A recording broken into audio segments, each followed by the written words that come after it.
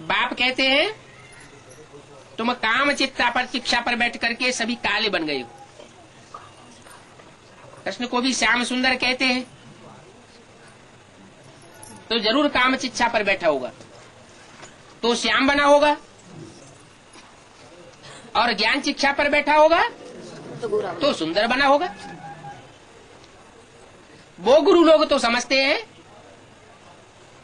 कि श्याम जो है वो दादा लेखराज के जीवन में जो जीवन यापन किया वो श्याम का पार्ट है, और सतयुग में पैदा होगा तो सुंदर होगा। अब श्याम सुंदर एक शरीरधारी का नाम है या दो शरीरधारियों का नाम है? तो ये बात तो गलत हो जाती है कि इस जन्म में ब्रह्मा बाबा श्याम थे और सतयुग में जाके सुंदर कृष्ण के रूप में जन्म लेंगे, तो वो गायन नहीं है। सतयुग का कोई गायन शास्त्रों में नहीं है। कहाँ का गायन है? कैसे? कृष्ण की आत्मा जिस किसी ब्राह्मण बच्चे में प्रवेश करती है तो पहले वो श्याम पार्ट बजाती है, काला पार्ट बजाती है, और फिर पुरुषार्थ करते करते उसी शरीर से कंचन काया बनती है तो सुंदर कहा जाता है। एक ही शरीर से श्याम और एक ही शरीर से सुंदर, ऐसा श्याम सुंदर और कोई धर्म में नहीं है। न इतना श्याम बनता है कोई धर्म का धर्म पिता, और न इतना सुंदर बनता है। विष्णु को भी और राम को भी कहीं श्याम और कहीं सुंदर बनाए देते हैं। अच्छा, मान लो कृष्ण को तक्षक सर्प ने डसा,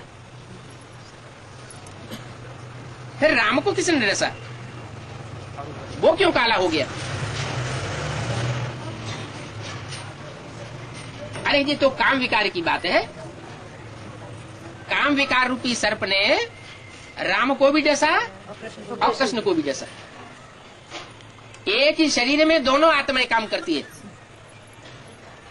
राम का भी चोला है अंतिम 84वें जन्म का, और उसमें कृष्ण की सोल भी प्रवेश करती है चंद्रमा के रूप में। ज्ञान चंद्रमा है ना, शीतल शीतल है, ज्ञान प्रकाश की किरणें दी है ना। कोई को कठोर वचन बोले क्या? नहीं बोले। तो जैसे माँ बच्चों को लोरी देती है, ऐसे ब्रह्मा ने भी लोरी देकर के ज्ञान सुनाया। कोई बच्चों को तंग दुखी नहीं किया, खुद करके दिखाया। बच्चों से अपेक्षा नहीं की कि बच्चे करें ही करें। तो ऐसा शीतल ज्ञान प्रकाश देने वाला ज्ञान चंद्रमा जब शरीर छोड़ता है और कोई ब्राह्मण बच्चे में प्रवेश करता है तो शास्त्रों में लिखा हुआ है कि उसको तक्षक सर्प ने डसा। तो साबित हो जाता है जिसको राम को जिसने डसा, कृष्ण को भी उसी ने डसा, क्योंकि शरीर तो एक ही होता है और एक ही शरीर में दो आत्माएं काम करती है।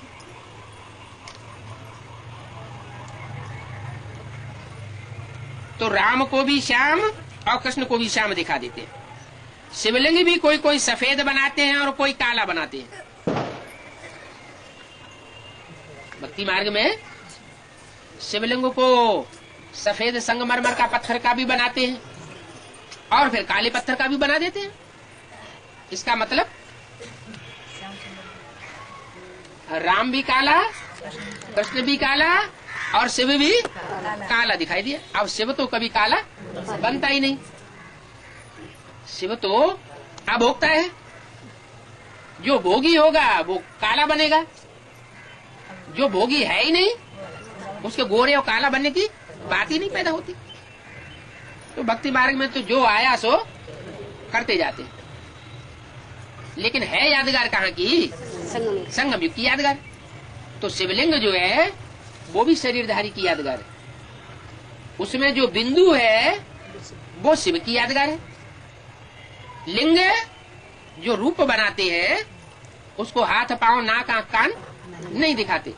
इसका मतलब कि वो शरीरधारी जिसमें शिव सुप्रीम सोल प्रवेश करता है वो ऐसा पार्ट बजाता है इस संसार में आकर के कि जैसे इसको कान है ही नहीं। बाबा कहते हैं ना, एक कान से सुनो, दूसरे कान से निकाल दो। हियर नो इविल, उल्टी सुल्टी बातें सुनो नहीं, ग्लानि की बातें सुनो नहीं। तो वो ऐसा पार्ट बजाता है, कैसा, जो शास्त्रों में कलंकीधर गाया हुआ है। दुनिया कलंक लगाती रहती है। मुरली में तो बाप बताए देते हैं, कलंकीधर पिछाड़ी कुत्ते भौंकते रहते हैं। हाथी चलता जाता है और कुत्ते भौंकते जाते हैं, तो हाथी उन कुत्तों के पीछे दौड़ता है क्या? नहीं दौड़ता है ना, सफाई देने के लिए नहीं। तो ऐसे ही है, तुम बच्चों को भी नंबरवार ऐसा बनना है क्या कि भले दुनिया ग्लानि करती रहे, लेकिन हम उनकी ग्लानि से प्रभावित होने वाले नहीं है। एक कान से सुनना, दूसरे कान से निकालना, जैसे कि कान है ही नहीं। आंखों से बहुत कुछ देखते हैं, लेकिन देखा न देखा एक हो जाता है। दुनिया मुख से बहुत कुछ बोलती है, जो भी बोलती है उसको हम कानों से सुनते हैं, लेकिन धारण नहीं करते।